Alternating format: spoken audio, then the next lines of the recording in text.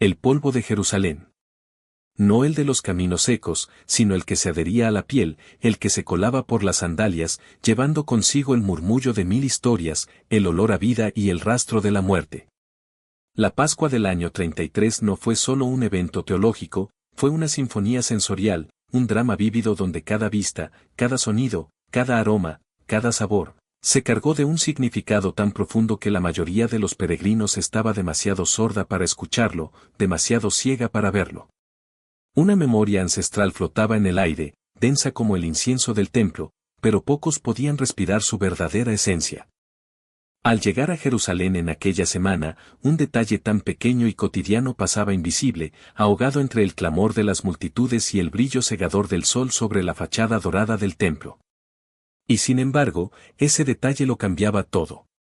En los marcos de madera de cada entrada, una señal, no de guerra ni de poder, sino algo mucho más antiguo, más cargado de memoria. El recuerdo vivo de una noche ocurrida 1000 años antes, cuando la sangre en el umbral significaba que la muerte pasaría de largo.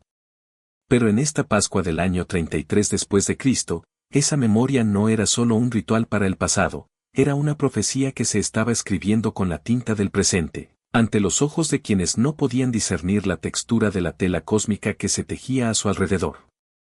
Para comprender lo que ocurrió en esa semana extraordinaria, hay que retroceder a los días en que la Pascua aún no existía como celebración, sino como experiencia viva y aterradora. Imagina el hedor de la esclavitud, el sudor de la labor forzada, el sabor amargo de la opresión que se sentía en la boca día tras día. Fue en ese contexto, no en un templo, sino en el lodo de Egipto, donde Dios, con mano poderosa, instituyó la Pascua. El libro de Éxodo, capítulo 12, registra con una precisión asombrosa las instrucciones divinas.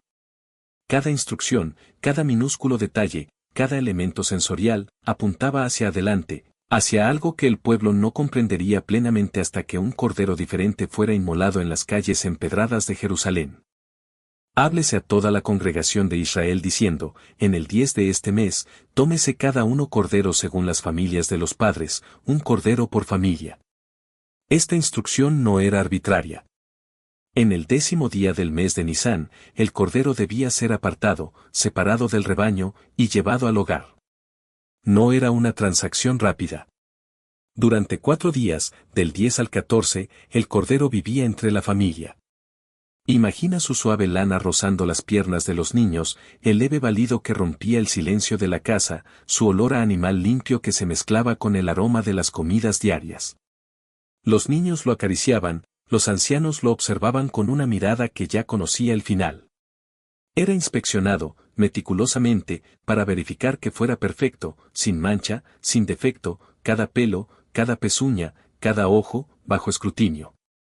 Este periodo de observación no era solo un requisito de pureza ritual, era el tiempo en que el sacrificio se hacía intensamente personal, tangible, vivido. Era imposible pasar 4 días con un animal, sintiendo su calor, escuchando su respiración y no comenzar a sentir algo, a percibir el peso de su inocencia.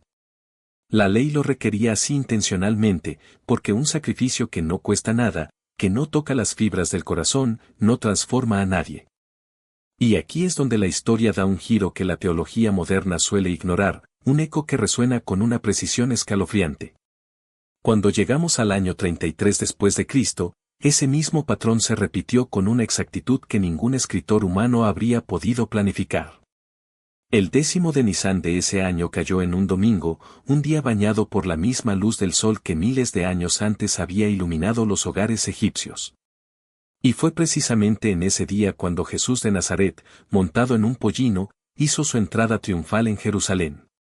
Las multitudes lo recibieron, no con silenciosa reverencia, sino con el clamor de júbilo, el crujir de las ramas de palma bajo sus pies, el grito ensordecedor de «Hosanna, bendito el que viene en el nombre del Señor». Era el mismo día en que los corderos eran llevados a las casas. Era el mismo día en que el sacrificio, el verdadero sacrificio, comenzaba a ser reconocido por aquellos que lo recibirían, aunque no lo supieran. Y desde ese domingo de ramas verdes y gritos entusiastas hasta el viernes de la crucifixión, Jesús fue examinado públicamente, no por sacerdotes en el templo, sino por los fariseos con preguntas teológicas filosas como dagas, por los herodianos con preguntas políticas tramposas, por los saduceos con argumentos sobre la resurrección diseñados para hacerlo tropezar. Pero en todos los casos, el veredicto fue el mismo que la ley exigía del Cordero de Pascua, sin defecto, sin falla, sin mancha. Ninguna acusación prosperó, ninguna trampa funcionó. Pilato mismo, el representante del poder imperial más grande de la tierra, un hombre que había visto la sangre derramada miles de veces, declaró ante la multitud que no encontraba ningún delito en ese hombre, su voz resonando con una extraña mezcla de irritación y asombro. La ciudad hacia la que convergían todos estos eventos era una de las más extraordinarias del mundo antiguo, y en ningún momento del año era más extraordinaria que durante la semana de Pascua. Jerusalén en el siglo I después de Cristo era una metrópolis religiosa de proporciones impresionantes, una maraña de piedra caliza y vida. La ciudad había sido ampliada y embellecida durante décadas de construcción bajo Herodes el Grande, cuyo proyecto arquitectónico más ambicioso, la reconstrucción del templo y la enorme plataforma sobre la que se asentaba, seguía siendo en el año 33 una de las obras de ingeniería más impresionantes del mundo mediterráneo. Imagina la fachada del templo, cubierta de oro bruñido, que en las horas de la mañana, cuando el sol naciente la golpeaba, irradiaba una luz tan intensa que era visible desde kilómetros de distancia, un faro dorado en el paisaje. Los escritos de Josefo describen el templo como una visión que deslumbraba, casi quemaba los ojos, a todo visitante que lo veía por primera vez.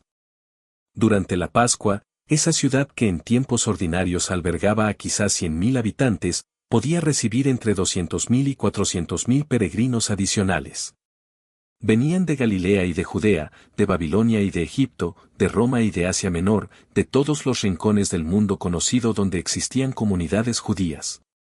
La ley de Moisés establecía que todo varón judío debía presentarse ante el Señor 3 veces al año en las fiestas señaladas, y la Pascua era la más sagrada de todas, el latido del corazón de la nación. Así que la ciudad se transformaba en una olla a presión de vida. Las posadas estaban repletas, sus patios bullían con visitantes durmiendo bajo las estrellas. Los mercados operaban a una intensidad que hacía el ruido cotidiano parecer un susurro.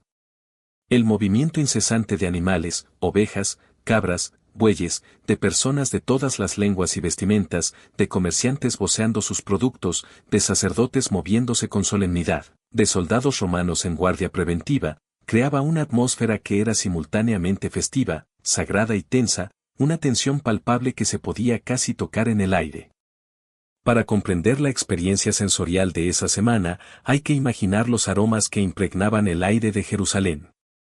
El humo de miles de hogares donde se preparaba la comida de Pascua, mezclándose con el olor rancio de los animales en los corrales temporales establecidos en los alrededores de la ciudad. Los vendedores de especias tenían sus puestos abiertos desde el amanecer, liberando el aroma exótico de comino, canela y azafrán. Las hierbas amargas que la ley exigía consumir durante la cena de Pascua, plantas como la lechuga silvestre y la achicoria, llenaban las manos de las mujeres que recorrían el mercado, sus dedos sintiendo la aspereza de las hojas.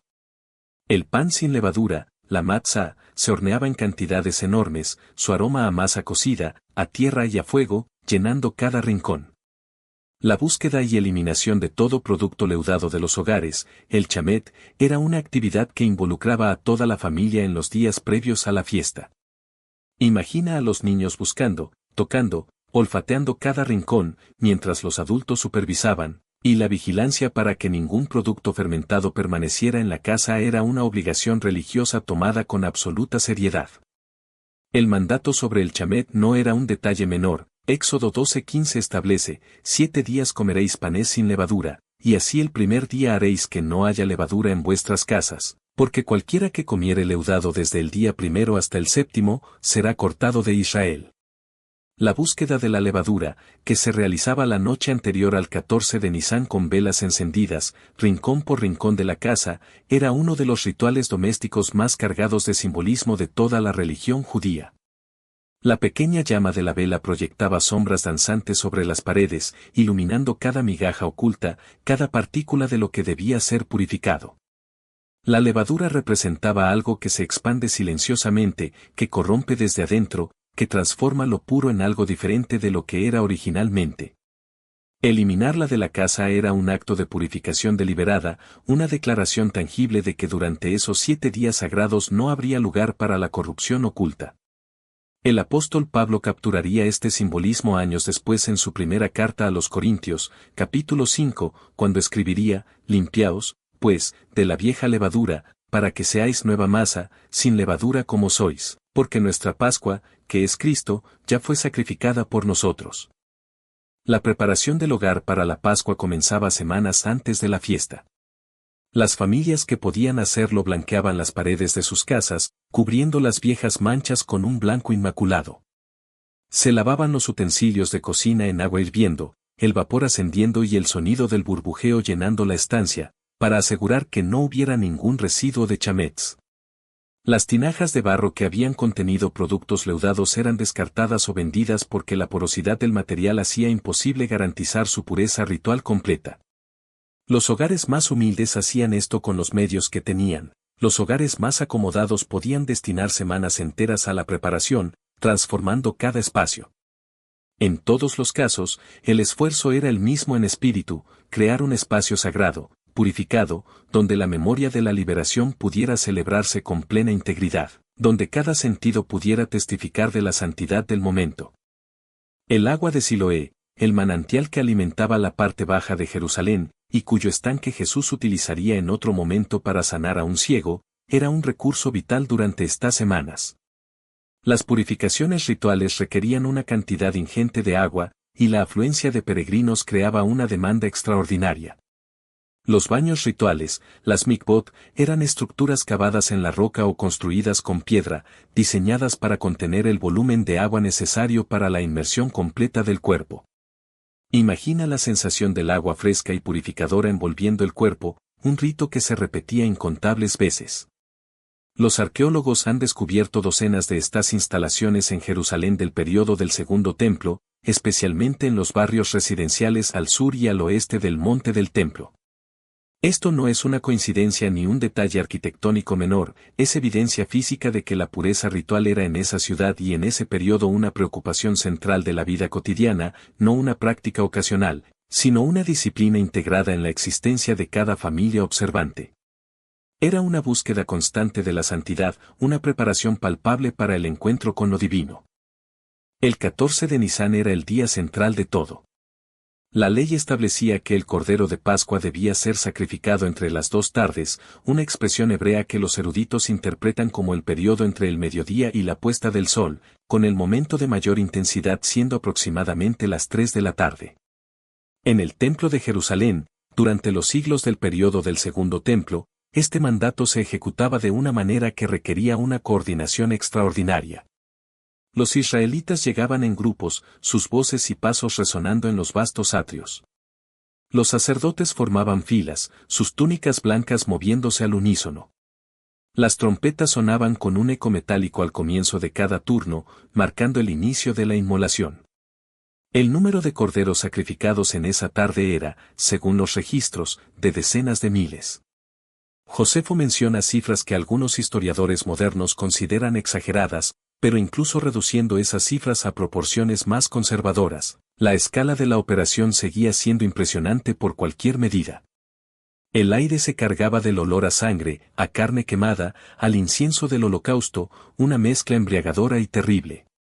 El ritual no era privado ni íntimo en esa escala, era el latido de toda una nación reunida en torno a la memoria de su liberación, un evento que conmovía cada sentido. Cada familia o grupo de familias traía su propio cordero. El padre o el jefe del hogar imponía sus manos sobre la cabeza del animal, un gesto que en la teología sacrificial hebrea significaba identificación, transferencia simbólica, conexión íntima entre el que ofrecía y lo que era ofrecido.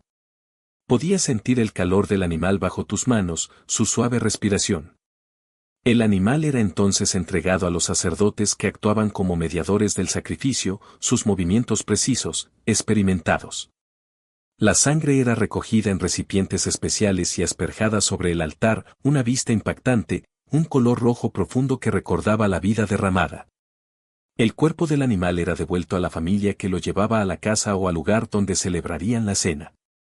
Allí, el cordero era asado entero, sin romper ninguno de sus huesos, tal como la ley lo mandaba desde Éxodo 12:46, en una sola casa se comerá, no llevarás de aquella carne fuera de la casa, ni quebraréis hueso suyo.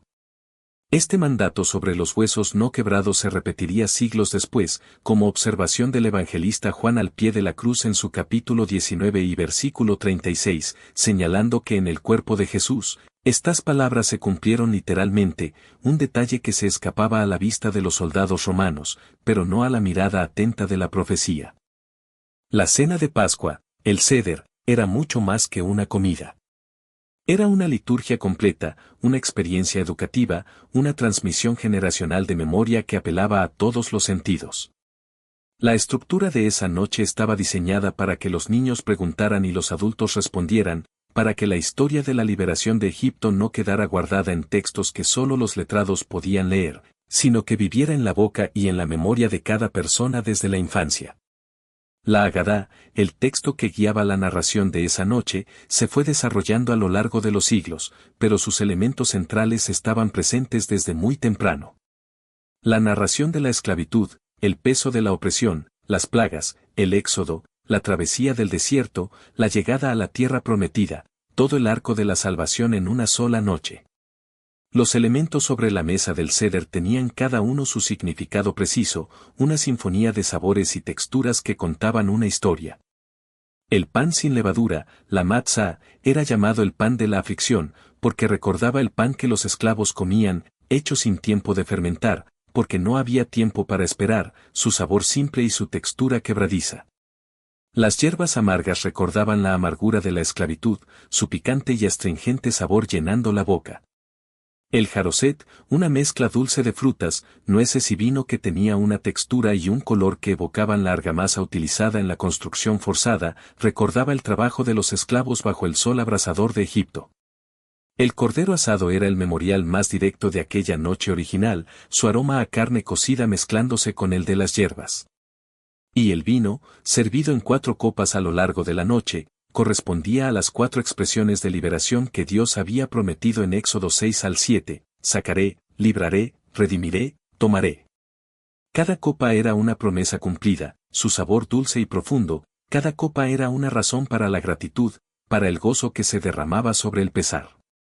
La última semana de la vida de Jesús se desarrolló sobre este trasfondo, con una densidad teológica que solo puede comprenderse si se conoce el contexto con detalle. El Evangelio de Lucas, en su capítulo 22, describe cómo Jesús envió a Pedro y a Juan a preparar el lugar para la cena de Pascua. ¿Dónde quieres que la preparemos?, le preguntaron, sus voces llenas de expectación. Y Jesús les dio instrucciones que sonaban casi enigmáticas, un misterio que se desplegaba paso a paso para quienes no entendían la dimensión de lo que estaba por ocurrir. Seguirían a un hombre que llevaría un cántaro de agua, una vista inusual, ya que era tarea de mujeres. Entrarían a la casa donde él entrara. Hablarían con el dueño de la casa y éste les mostraría un aposento alto, grande y arreglado, un espacio preparado con esmero, con la madera pulida y los cojines listos. Era como si cada paso de esa preparación estuviera siendo orquestado desde una dimensión que los discípulos apenas alcanzaban a vislumbrar, una mano invisible moviendo cada pieza. La cena que estaban preparando no era solo la celebración de una liberación pasada, era la institución de una liberación nueva, más profunda, más permanente, que abarcaría no solo a una nación, sino a toda la humanidad, un aroma a esperanza que impregnaría el futuro. El aposento alto donde Jesús celebró esa última cena con sus 12 discípulos era, según las tradiciones antiguas y las investigaciones arqueológicas del área del Monte Sión en Jerusalén, probablemente parte de un edificio de 2 pisos en el barrio más próspero de la ciudad alta, el barrio donde se concentraban las casas de los sacerdotes y de las familias más acomodadas de Jerusalén. No era un detalle menor. Que Jesús celebrara la Pascua en un aposento alto, espacioso y arreglado, en el corazón del barrio de la élite religiosa de la ciudad, era en sí mismo una declaración. La Pascua nueva que estaba siendo instituida esa noche no llegaría desde los márgenes de la sociedad religiosa, desde los rincones polvorientos de Galilea, llegaría desde dentro, desde el corazón mismo del sistema que estaba a punto de transformarse para siempre. Un sabor agridulce de ironía impregnaba el ambiente, que solo sería discernido años después. Pero lo que nadie en esa sala sabía, ni siquiera los más perspicaces de sus discípulos, era la verdadera profundidad del amor que se estaba manifestando. Lo que ocurrió en esa mesa es narrado en los 4 evangelios con una convergencia de detalles que solo puede explicarse por la centralidad absoluta de esa noche en la memoria de los primeros creyentes. Juan, en su capítulo 13, dedica los primeros versículos a una escena que los otros 3 evangelistas no incluyen, pero que captura algo esencial sobre el carácter de quien presidía esa cena. Antes de que comenzara la comida, antes de que el sabor del cordero llenara sus bocas, Jesús se levantó, se quitó el manto, tomó una toalla, la ciñó a su cintura, vertió agua en una palangana y comenzó a lavar los pies de sus discípulos uno por uno. El roce del agua fría, las manos de Jesús tocando la piel sucia y cansada de los pies de sus hombres. Era el trabajo de los siervos de menor rango, de los esclavos más humildes. En un contexto donde la jerarquía social era rígidamente observable y los puestos en la mesa de un banquete eran asignados con cuidado según la posición de cada persona, este gesto era desconcertante hasta el punto de la incomodidad, un olor a humildad que avergonzaba. Pedro lo expresó con la franqueza que lo caracterizaba: «Señor, ¿tú me lavas los pies a mí?». La respuesta de Jesús, según Juan 13:7, fue: «Lo que yo hago, tú no lo comprendes ahora, mas lo entenderás después». Ese después que Jesús mencionó abarca toda la historia cristiana. Lo que ocurrió después de esa noche, lo que ocurrió después de esa semana, lo que ocurrió después del 14 de Nisan del año 33 después de Cristo, transformó el significado de cada elemento sensorial de la Pascua original de una manera que ningún rabino de la época habría podido anticipar, y que solo puede verse con plena claridad mirando hacia atrás desde el otro lado del sepulcro vacío. Durante la cena, con el sabor del pan sin levadura en sus bocas y el aroma del vino en el aire, llegó el momento que dividiría la historia en 2. Jesús tomó el pan. Los evangelios sinópticos coinciden en la narración. Mateo 26 al 28 lo describe así: «Y mientras comían, tomó Jesús el pan, y bendijo, y lo partió, y dio a sus discípulos, y dijo: Tomad, comed, esto es mi cuerpo». Podía sentir la aspereza del pan en sus manos, la forma en que se rompía. Y tomando la copa, y habiendo dado gracias, les dio, diciendo: Bebed de ella todos, porque esto es mi sangre del nuevo pacto, que por muchos es derramada para remisión de los pecados. El sabor del vino, el calor en la garganta. Estas palabras, pronunciadas en el contexto preciso de la cena de Pascua, eran una reinterpretación radical de todo lo que esa cena significaba. El pan sin levadura, que recordaba el pan de la aflicción, pasaba a ser el cuerpo de quien llevaba sobre sí la aflicción de toda la humanidad, una presencia tangible. La copa de vino, que sellaba la alianza del Éxodo, pasaba a ser la sangre del nuevo pacto que los profetas habían anunciado. Jeremías 31 al 33 lo había prometido siglos antes, sus palabras resonando como un eco en el viento: «He aquí que vienen días, dice Jehová, en los cuales haré nuevo pacto con la casa de Israel y con la casa de Judá, no como el pacto que hice con sus padres el día que tomé su mano para sacarlos de la tierra de Egipto». La ciudad afuera de ese aposento alto seguía en movimiento. Jerusalén no dormía del todo durante la Pascua. Las calles iluminadas por antorchas, sus llamas danzando y proyectando sombras gigantes, y por la luz de la luna llena que era inevitable esa noche, porque la Pascua se celebraba siempre el 14 de un mes lunar, cuando la luna estaba en su plenitud, una esfera plateada suspendida en la oscuridad, bullían con el movimiento de peregrinos que regresaban a sus alojamientos, de familias que completaban sus preparativos, de sacerdotes que supervisaban los últimos rituales antes del amanecer. En ese contexto de luna llena sobre la ciudad dorada, después de que la cena terminó y el himno fue cantado, según el relato de Mateo 26 horas y 30 minutos, Jesús y sus discípulos salieron hacia el Monte de los Olivos. El himno que cantaron correspondía a los salmos del Ayel, los salmos 113 al 118, que eran parte integral de la liturgia pascual. Habrían cantado palabras del Salmo 118, 22 que en ese momento resonaban con una ironía profética que solo se haría completamente visible días después: «La piedra que desecharon los edificadores ha venido a ser cabeza del ángulo». El jardín de Getsemaní, al pie del Monte de los Olivos, era un lugar conocido, su nombre en arameo significando lagar de aceite. Y el jardín era, efectivamente, un lugar donde había olivos ancianos, retorcidos por el tiempo, sus hojas plateadas bajo la luz de la luna, y posiblemente una instalación para prensar aceitunas, su olor a aceite recién exprimido flotando en el aire. La tradición y los estudios arqueológicos sugieren que estaba ubicado al pie del Monte de los Olivos, al otro lado del Valle del Cedrón, desde Jerusalén, a una distancia de quizás 15 minutos a pie desde las puertas de la ciudad. Era un lugar donde Jesús había ido con frecuencia, según Juan 18:2, que nota específicamente que Judas, el que le entregaba, conocía aquel lugar, porque muchas veces Jesús se había reunido allí con sus discípulos. Lo que esto significa es que Jesús no eligió esconderse esa noche. Fue al lugar donde sabía que sería encontrado. Fue al lugar donde la entrega estaba destinada a ocurrir, y fue con plena conciencia de lo que vendría. El aroma a traición se mezclaba con el de la tierra y los olivos. Desde Getsemaní, la secuencia de eventos que siguió tiene una precisión temporal que los evangelios preservan con cuidado, un cronómetro divino marcando cada paso. El arresto en el jardín, el sonido de las armas y las voces agitadas, fue seguido de una noche de interrogatorios que comenzó con el sumo sacerdote Anás, continuó con Caifás, el sumo sacerdote oficial, y eventualmente llevó ante Pilato al amanecer. Lucas 22:66 menciona que Jesús fue llevado ante el Sanedrín cuando era de día, lo que sitúa ese proceso en las primeras horas de la mañana, con la luz del alba revelando los rostros tensos y los gestos acusatorios.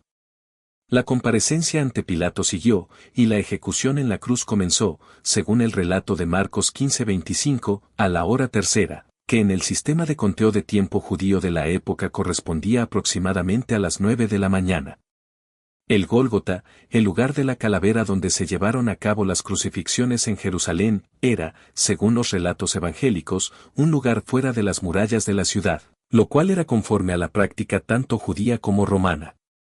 Las ejecuciones no se realizaban dentro de la ciudad, el grito del moribundo no debía mancillar los oídos de sus habitantes. El lugar estaba lo suficientemente cercano a los caminos principales como para que los transeúntes pudieran verlo, porque la crucifixión romana era una forma de ejecución pública diseñada también como advertencia, una imagen brutal para que nadie olvidara el poder de Roma.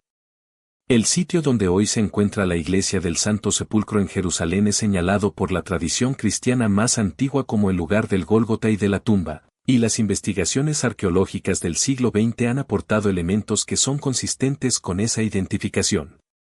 Las capas de construcción sobre ese sitio reflejan siglos de devoción continua, con una veneración que se remonta a los primeros siglos del cristianismo, un eco de fe resonando a través del tiempo.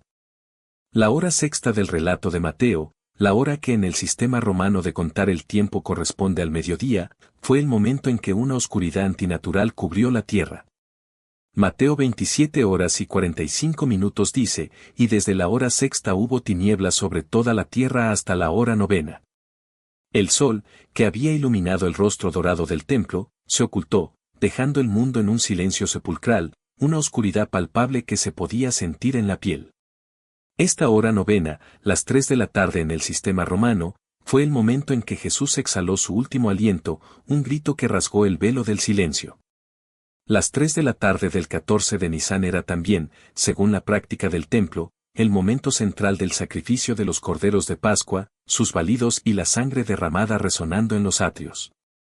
La coincidencia no era coincidencia, era la confluencia de dos corrientes de historia, una que venía desde Egipto y una que venía desde la eternidad, uniéndose en ese punto preciso del tiempo y del espacio, como si todo hubiera sido diseñado desde el principio para converger exactamente ahí, el olor a cordero sacrificial mezclándose con el de la divinidad.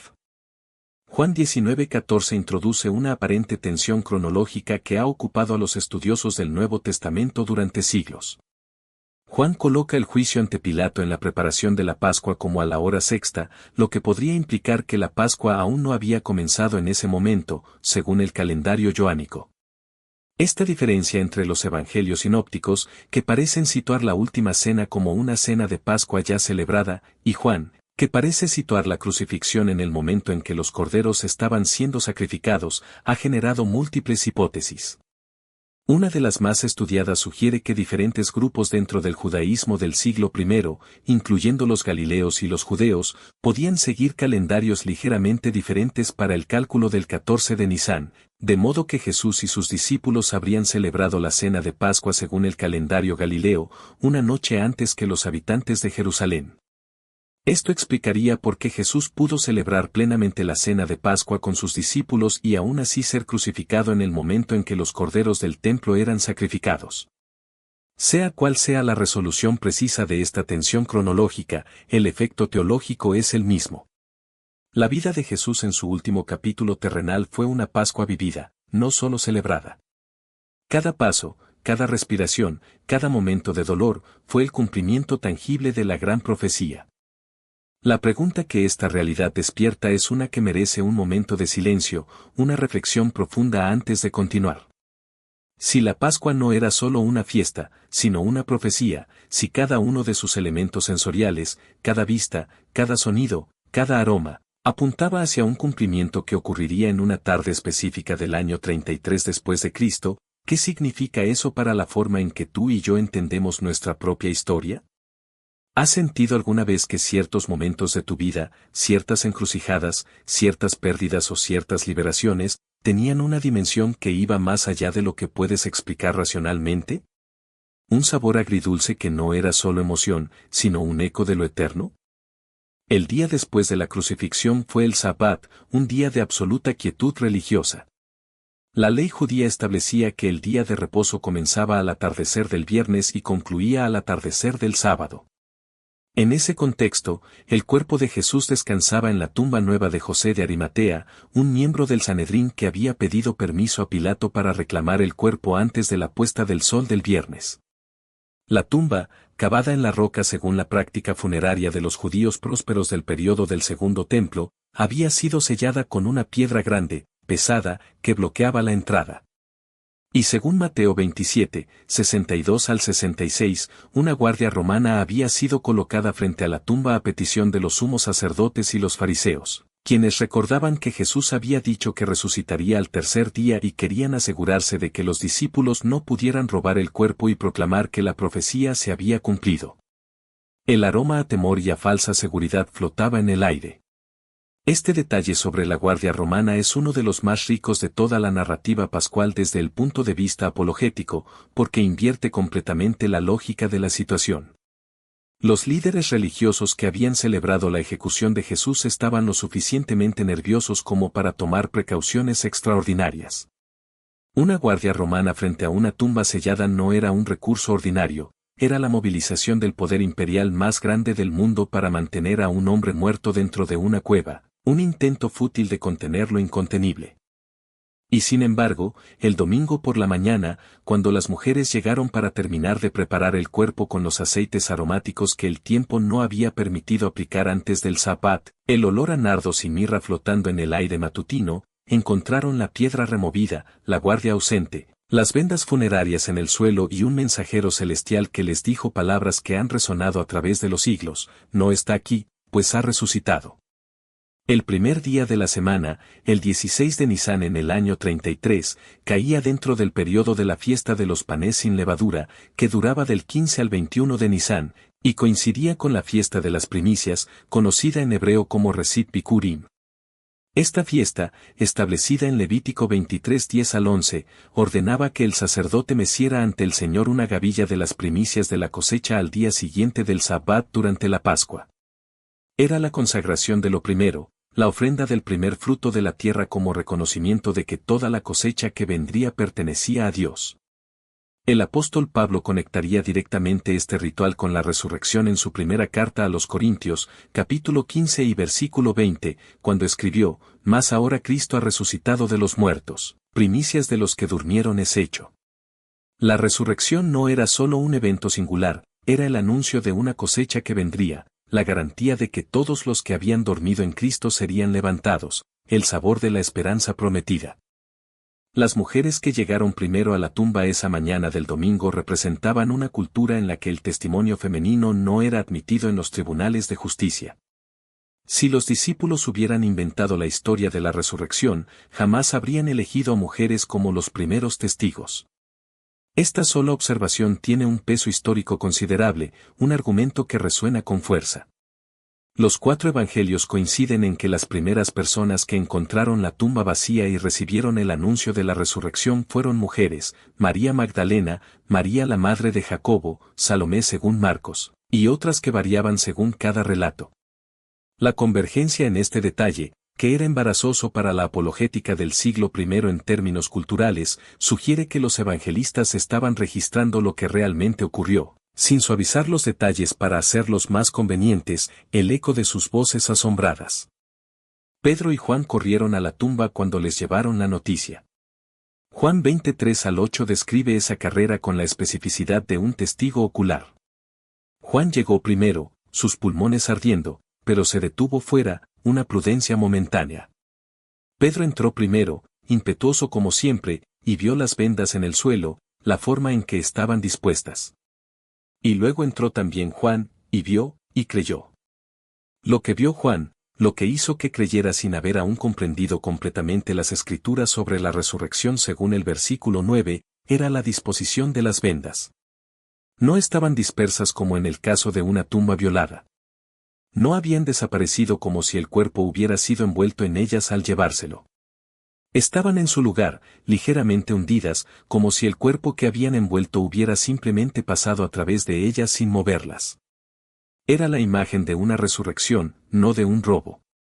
Era la señal de algo que no tenía precedente en la experiencia humana, pero que tenía plena coherencia con todo lo que la Pascua había estado anunciando desde aquella noche en Egipto, el tacto de una evidencia irrefutable.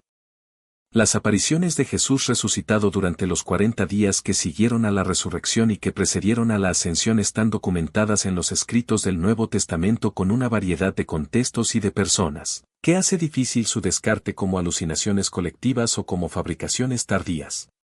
Pablo, en su primera carta a los Corintios capítulo 15 y versículos 5 al 8, ofrece lo que los estudiosos identifican como uno de los credos más antiguos del cristianismo, quizás formulado dentro de pocos años de la resurrección misma. Escribe que Jesús apareció a Cefas y después a los 12. Después apareció a más de 500 hermanos a la vez, de los cuales muchos viven aún y otros ya duermen. Después apareció a Jacobo, después a todos los apóstoles, y al último de todos, como a un abortivo, me apareció a mí también. La mención de que muchos de los 500 testigos vivían aún cuando Pablo escribió esto era una invitación implícita a verificar el testimonio, a sentir el peso de esas palabras, a ir y preguntarles. ¿Todavía están aquí para contarlo? La comunidad que se formó en torno a la proclamación de la resurrección en Jerusalén no era un grupo de personas que habían perdido a su maestro y buscaban consuelo en una historia edificante. Era un grupo de personas que afirmaban haber visto con sus propios ojos a alguien que había muerto y que estaba vivo, un toque que transformó sus vidas. El núcleo de esa comunidad, los discípulos más cercanos de Jesús, habían pasado los días de la crucifixión escondidos y aterrorizados. El mismo Pedro, que había negado conocer a Jesús 3 veces en el patio del sumo sacerdote, su voz temblorosa en la noche fría, pocos días después predicaba públicamente en Jerusalén, ante las mismas autoridades que habían ordenado la ejecución de su maestro, que Jesús había resucitado, su voz ahora firme y resonante. La transformación de Pedro no puede explicarse sin postular que algo extraordinario ocurrió entre el viernes de la crucifixión y el domingo de Pentecostés, 50 días después. Las personas no arriesgan sus vidas por historias que saben que son falsas. El testimonio de Jacobo, el hermano de Jesús, tiene un peso particular en este análisis. Los evangelios son consistentes en indicar que durante el ministerio público de Jesús, sus hermanos no creían en él. Juan 7:5 lo dice explícitamente. Y sin embargo, después de la resurrección, Jacobo se convirtió en uno de los pilares de la iglesia de Jerusalén, según el testimonio de Pablo en Gálatas 1:19. Y según los registros históricos de fuentes, tanto judías como cristianas del siglo I, Jacobo murió como mártir por su fe en la resurrección de su hermano. Lo que puede transformar a un escéptico que convivió con alguien durante décadas y que conocía cada defecto humano de esa persona en alguien dispuesto a morir proclamando su divinidad resucitada, no es una historia inventada, es un encuentro que no puede negarse, una verdad que se sintió hasta lo más profundo del ser. La ciudad de Jerusalén, en los días que siguieron a la resurrección, vivió una tensión que sus líderes religiosos no habían anticipado. El plan había sido eliminar a Jesús y disolver el movimiento. En cambio, el movimiento se expandió con la fuerza de un torrente. Hechos 2 narra cómo en el día de Pentecostés, 50 días después de la Pascua, cuando Jerusalén estaba nuevamente llena de peregrinos de todas las naciones para otra de las 3 fiestas de peregrinación, el Espíritu Santo descendió sobre los discípulos reunidos, el sonido de un viento recio que llenó la casa, y Pedro predicó un sermón que resultó en el bautismo de aproximadamente 3,000 personas en un solo día, sus voces elevándose en alabanza. El número es significativo, representa no una comunidad marginal, sino el inicio de un movimiento que se extendería por todo el Imperio Romano en el curso de una generación, el sabor de una fe nueva. Para comprender por qué la resurrección era tan central para los primeros creyentes judíos específicamente, hay que entender que la resurrección no era una idea extraña al judaísmo del siglo I.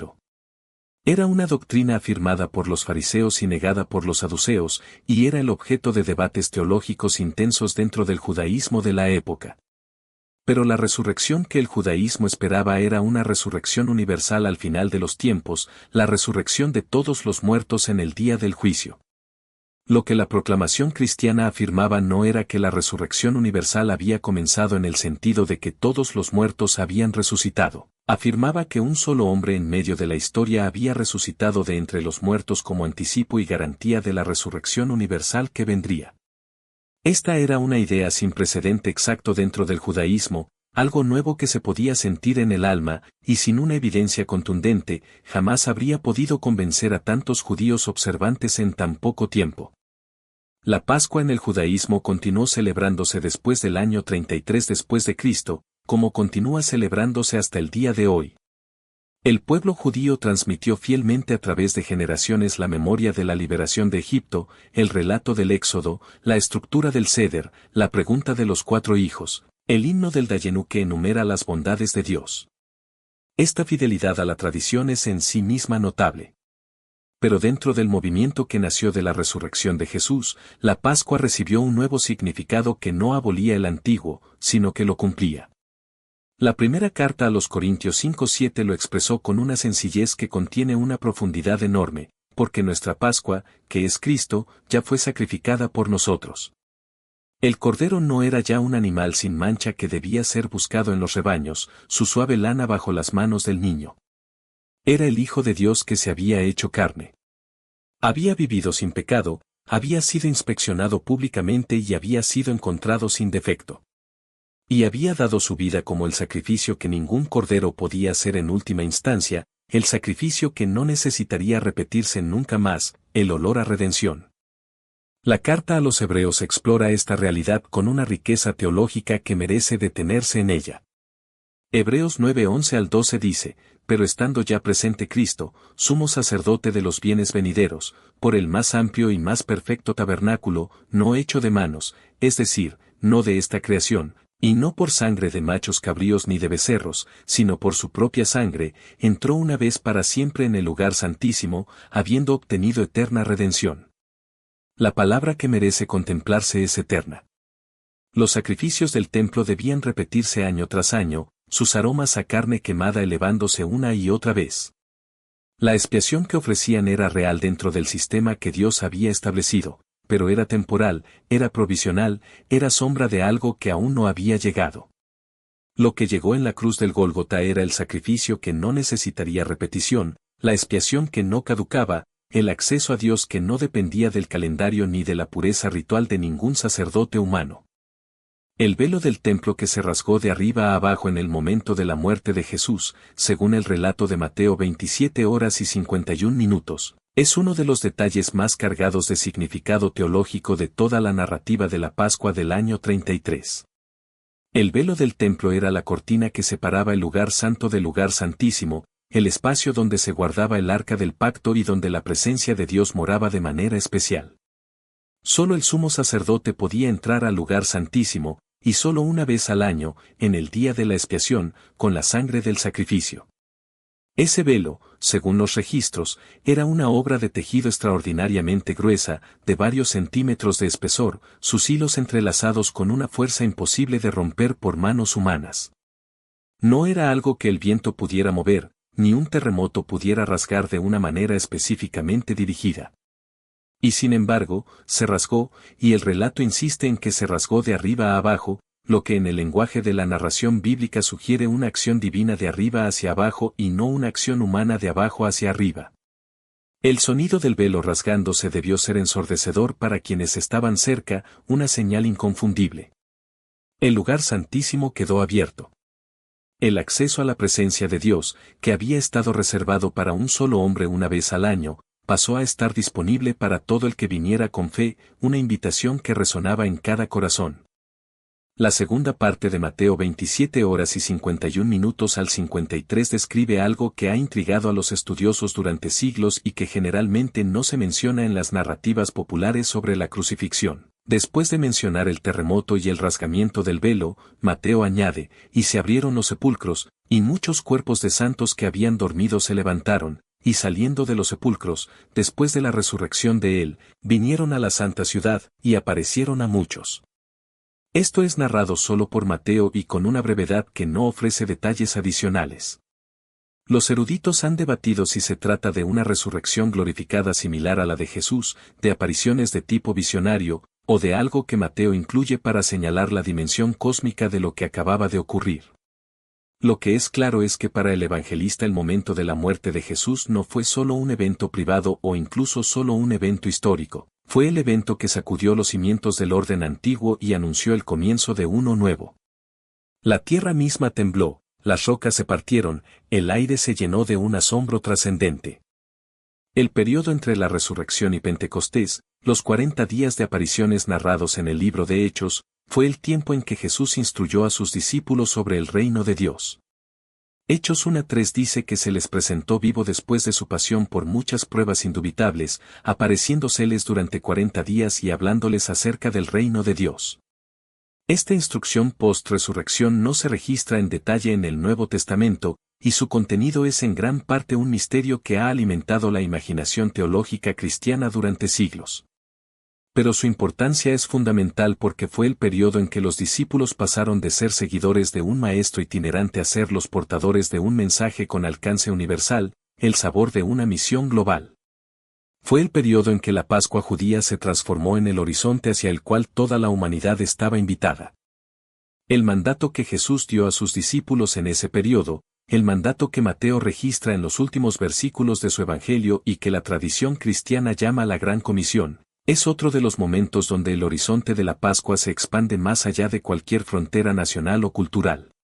Mateo 28 horas y 19 minutos al 20 dice, por tanto, id, y haced discípulos a todas las naciones, bautizándolos en el nombre del Padre, y del Hijo, y del Espíritu Santo, enseñándoles que guarden todas las cosas que os he mandado, y he aquí yo estoy con vosotros todos los días, hasta el fin del mundo.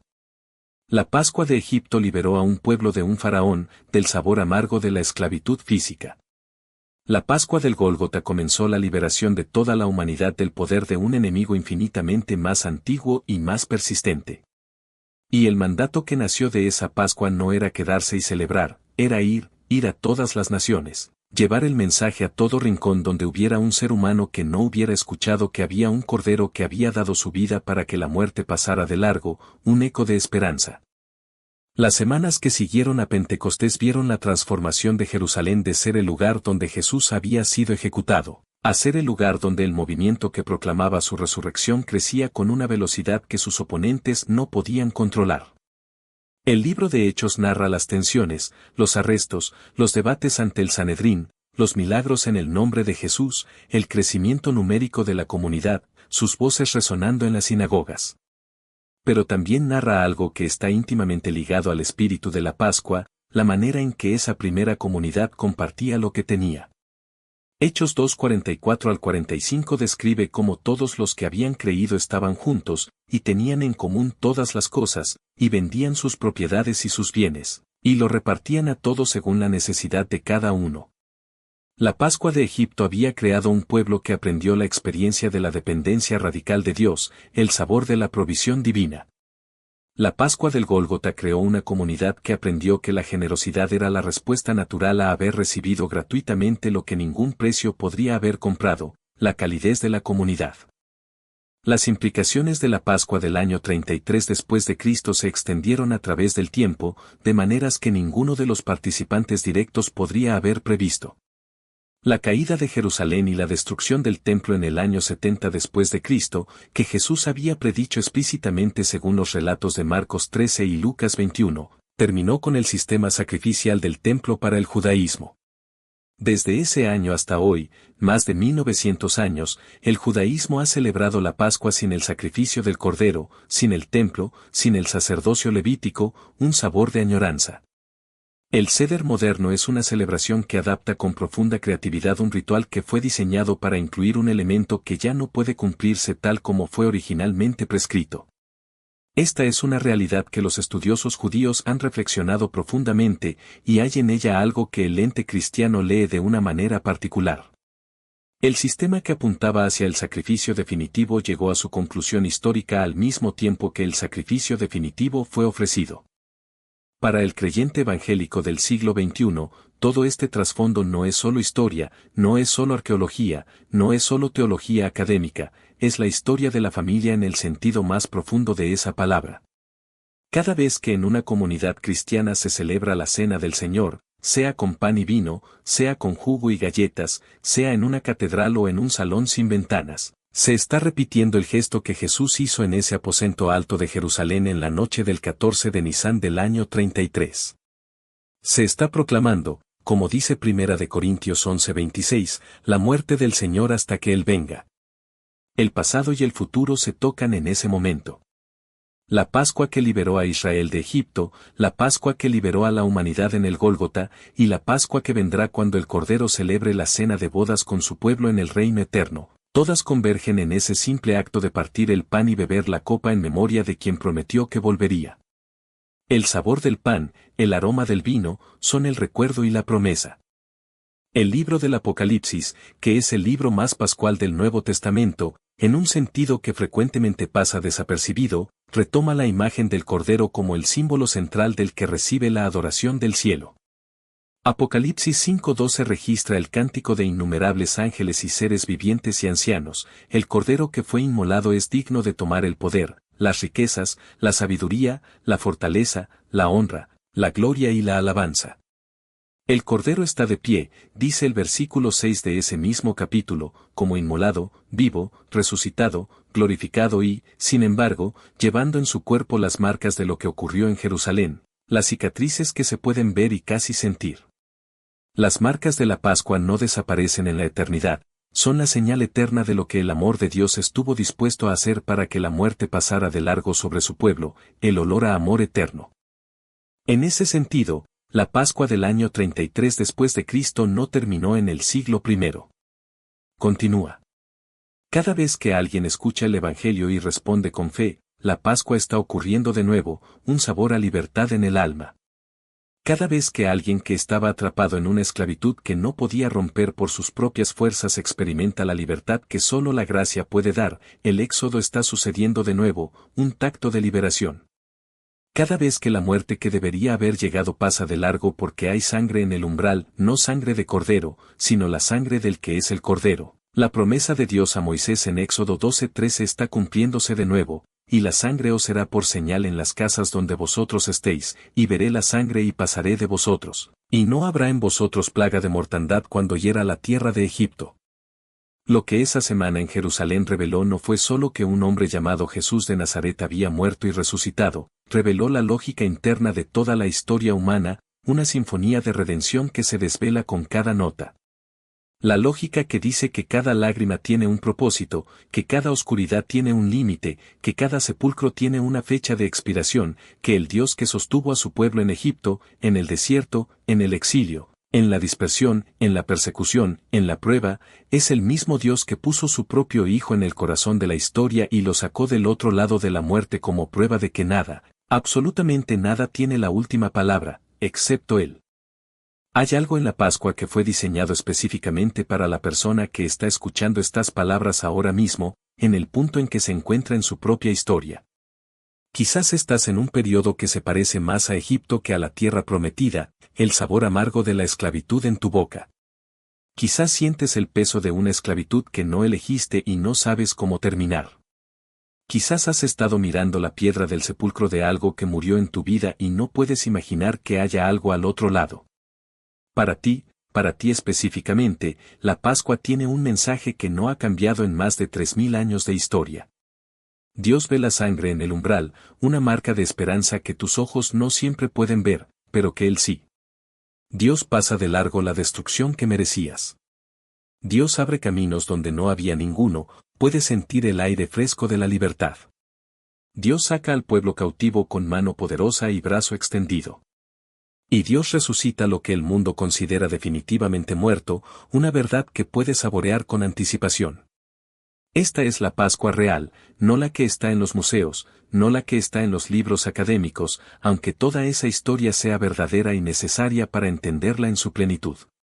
La Pascua real es la que ocurre en el alma de cada persona que se pone bajo la cobertura del Cordero y descubre que la promesa es para ella también, el calor de la promesa en tu corazón.